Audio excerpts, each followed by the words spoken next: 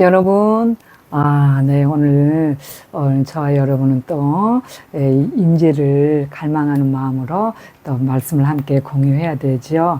네, 오늘은 직접 체험이라는 제목으로 이렇게 말씀을 공유할 텐데, 히브리서 10장 24절, 25절 말씀에 서로 돌아보아 사랑과 선행을 격려하며 모이기를 패하는 어떤 자들의 습관과 같이 하지 말고 오직 권하여 그날이 올수록 더욱 그리하자, 이렇게 기록이 되어 있습니다. 네, 여러분, 우리가 교회를 모이는 그 목적, 그것이 무엇이냐? 네, 교회를 모이는 것은 하나님께 첫 번째로는 예배도 있지만 서로 그리스도인끼리 돌아보아서 사랑과 선행을 격려하고 주님의 말씀을 바로 서로가 알고 그 사랑을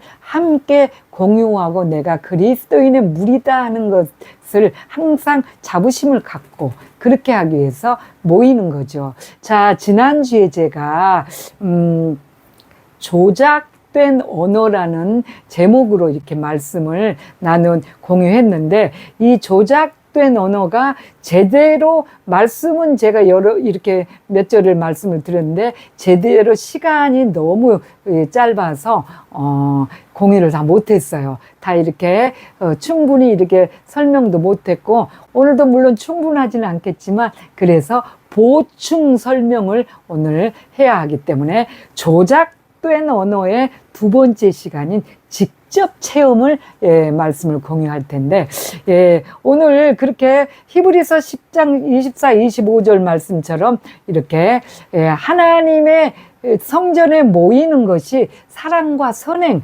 하나님을 사랑하고 이웃 사랑을 격려하고 서로 이렇게 모이기를 힘쓰기 위해서 이 하나님의 우리가 권석이다 하는 것을 더욱 확신하고 이런 것들, 예배 드리는 순서의 모든 것들 중에 말씀만 1시간, 예를 들어서 1시간 10분 정도 예배를 드린다 그러면 그 이상, 반 이상 한 40분 정도를 목사님 설교가 차지하죠. 그 나머지 성가대, 헌금, 기도, 이게 자질구람, 교회 광고들 그렇게 하죠. 그런데 이 목사님의 말씀, 이 설교가 전부가 아닌데 우리 성도들, 그리스도인들은 대부분 목사님의 설교가 예배라고 착각을 해요.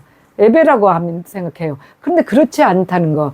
네, 오늘 지난번에 제가 그런 말씀을 드렸죠. 근데 이 설교가 전부가 아니라는 것이 왜 그러냐면, 예를 들자면 목사님들이 강단에서 이렇게 말씀을 전하실 때 무슨 서에 예를 들면 창세기 몇 장 몇 절에 이렇게 이렇게 말씀을 전하시잖아요.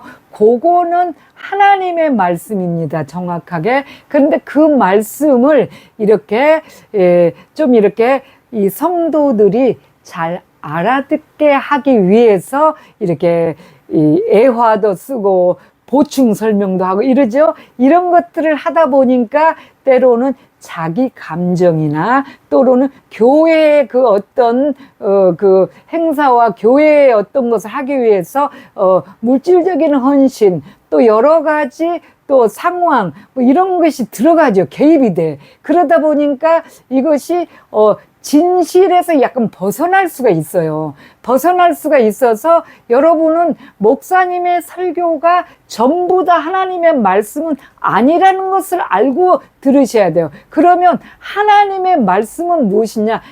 처음에 말씀드렸듯이 예를 들자면 신명기 몇 장 몇 절, 창세기 몇 장 그거 말하는 그 하나님의 말씀, 성경 말씀만이 하나님의 말씀이에요. 나머지는 어떤 애화와 비유 어떤 것들은 우리가 잘 이해하기 좋게 하는 거라서 개인 감정이나 다른 사람의 어떤 그런 것들이 들어갈 수가 있어서 이거는 오히려 영적으로 성경을 바르게 말하지 않을 수도 있다는 것을 전제를 깔아야 돼요. 그런데 지난번에 제가 아까 그 말씀하다 말았는데, 지난번에 그 어떤 한국의 대형 교회 목사님께서 미국으로 초청을 받아서 뭐 집회를 인도하러 가시는 그런 말씀을 드렸죠. 말씀을 드렸는데 그 목사님이 그 미국의 어떤 교회에서 이렇게 일반석 비행기 표를 끊어서 이렇게 보내드렸더니 나는 VIP석이 아니면은 타지 않는다. 그렇게 가지 않는다. 이렇게 말씀을 했다고 그랬어요. 왜냐하면은 하나님을 모시고 가는 사람이라서, 하나님을 모시고 가는 사람이 그렇게 일반석에 탈 수 없기 때문에 이것이 과연 여러분도 이 말씀이 하나님의 말씀이라고 생각하나요? 그 장로님께서는 작게는 5, 60년을 그 장로를 하기 위해서 신앙생활을 했을 텐데도 그렇게 얘기를, 그 장로님께서 말씀하시기를, 그 목사님의 말씀을 듣고 보니까 이해가 갔다. 그렇겠다. 하나님의 말씀, 하나님을 모시고 있는 사람으로서, 마땅히, 그렇게 VIP석을 타야 되겠다. 그런데 여러분도 그래서 그 말이 맞다. 그분이 장로님이 그렇게 말씀하셨어요. 그렇다면 여러분도 그렇게 생각하셨나요?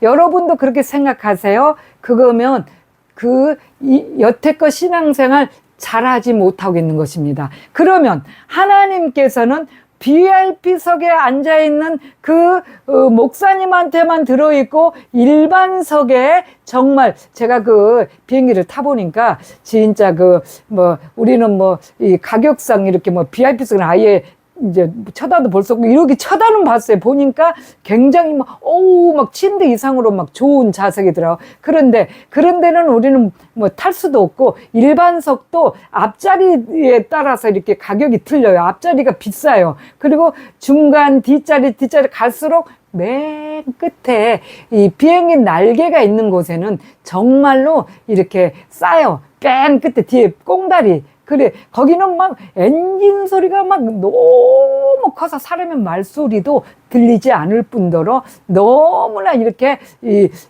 다 이제 일반석에는 마찬가지지만 좁아서 사람과 사람이 의자와 의자 사이가 이 시내버스만큼도 안 될 만큼 좁아요. 그래서 아주 겨우 간신히 이렇게 타고 갔다 오면서 허리 다 망가지고 그렇거든요. 그럼 그런 사람들에 대해서는 하나님이 안 계시나요? 그런 사람에게 하나님께서 야 너희들 어쩌자고 나를 이렇게 고생시키냐?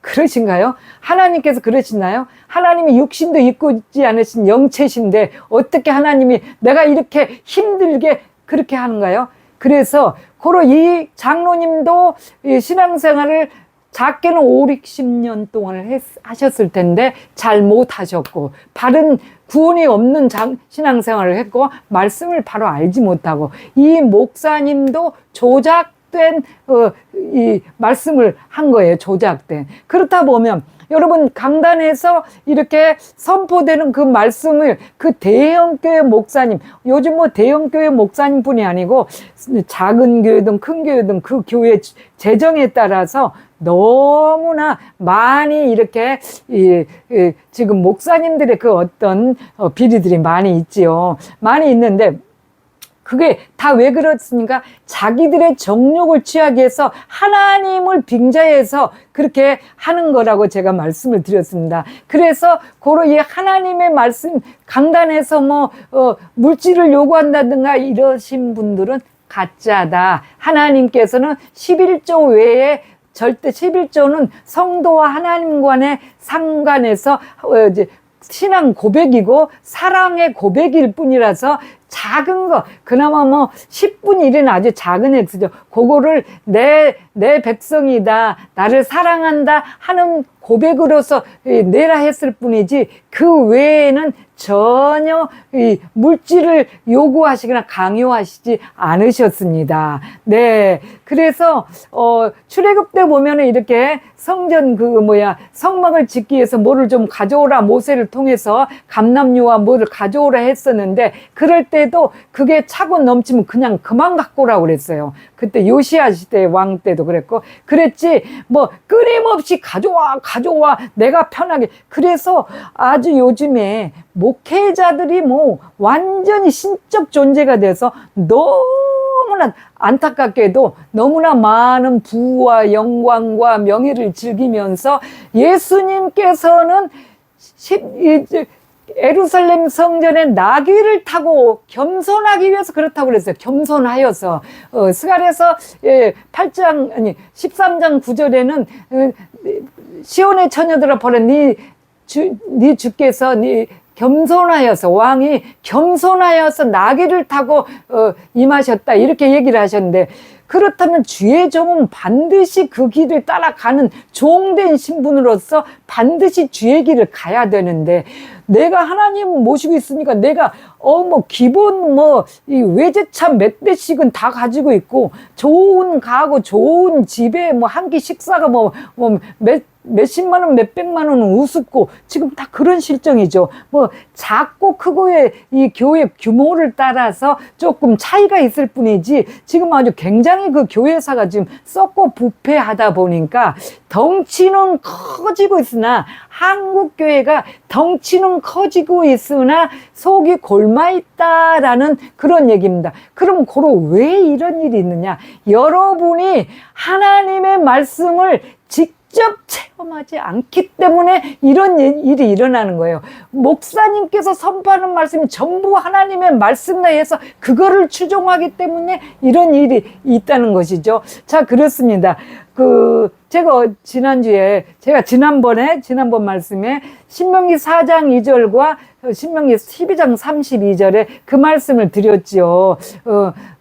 너희는 내가 명령하는 말을 가감하지 마고 내가 너희에게 내리는 이 명령을, 너희 하나님의 명령을 지키라, 그렇게 말씀하셨고, 12장 32절에는 너희는 내가 너희에게 명령하는 이 모든 말을 지켜 행하고 그것에 가감하지 말라, 그렇게 말씀하셨어요. 그래서 이 기존의 지금 교회에서도 지금 굉장히 하나님의 성경 말씀을 가감해서 지금 완전히 조작된 그런 상황도 있지만, 지금 이단과 사이비 종교 단체들에서 다 왜 이렇습니까? 자기들 마음대로 하나님의 말씀을 가감을 해버려요. 제가 아는 그 교단의 교회들만 해도 너무 놀라지 않을 수가 없어요.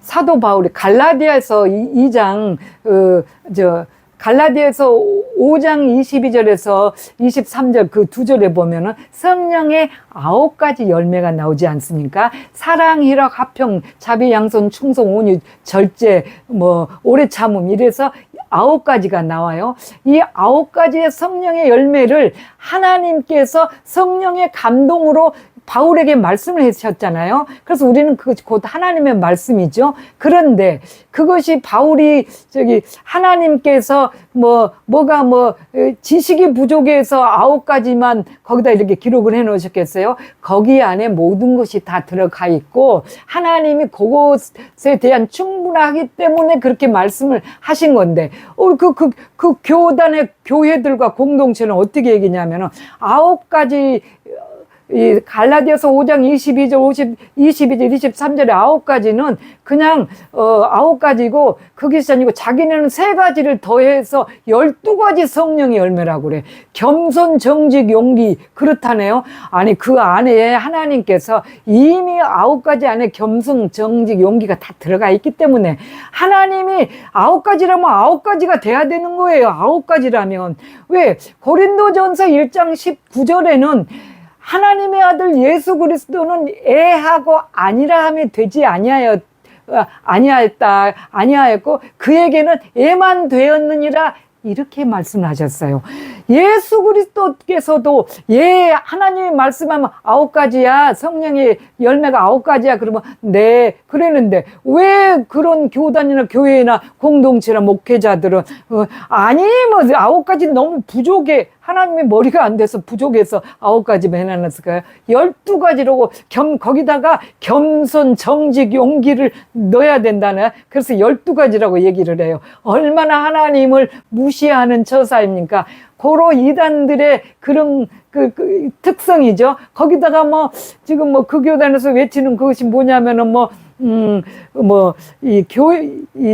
이 성화된 성도들, 그러니까 이긴 자, 교회 시대 이긴 자들 뭐 이런 14만 4천이라고 여러분 얘기 들어보셨죠? 14만 4천이라는 그 뭐 교회 시대에 성화된 성도들이 교회 시대에서 나온다고 그래요. 교회 시대에서. 그런데 성경 66권에는 어느 한 곳에서도 교회 시대에서 그 14만 4천 명이 나온다고 얘기하지 않았어요.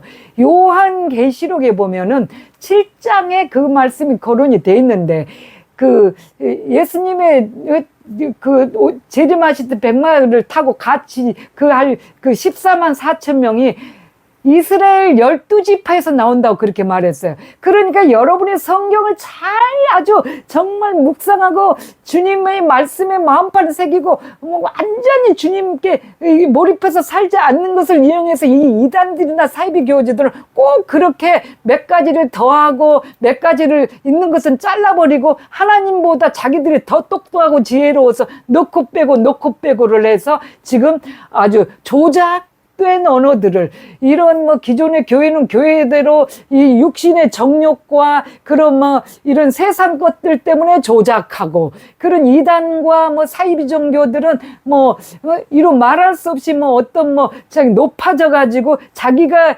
하나님처럼 막 이 하나님의 말씀을 빼고 더하고 가감하고 이런 실정이 있습니다. 여러분 직접 체험하셔야죠. 이제 이 기존의 교회에서 하는 말이 진짜인지 아닌지를 확인을 하셔야 돼요. 제가 이제 우리가 늘 이렇게 농막이 이렇게 내려오고 이제 요즘에 거의 여기서 살다시피 합니다. 근데 농막 내려올 때 이 극동 방송을 좀 들어요. 저는 말씀 묵상하다가 또 전사님 틀어놓으면 그걸 좀 듣고 그러는데, 그걸 들을 때 어떤 선교사님이 그런 얘기를 했어요.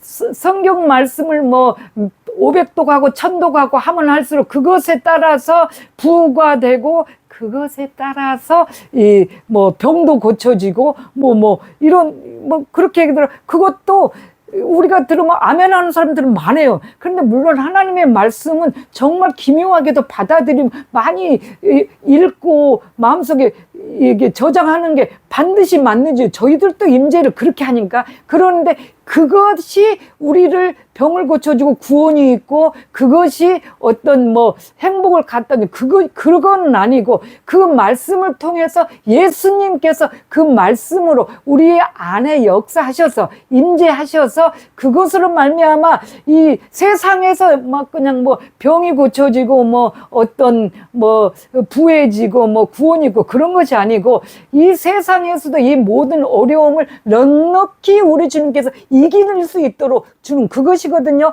그래서 잘못하면은 요즘에는 다 이상한 것에 현혹이 되어서 그리 추종하다가 그만 멸망길로 같이 빠지는 거라는 거. 그래서 여러분 지금 제가 간절히 여러분께 원하는 것은, 그래서 꼭 그런 사람들이 하는 말이 뭐냐면은 이 마릴 성도에서 나온 사람들처럼 성경에 말하지 않은 게 수두룩하게 많다.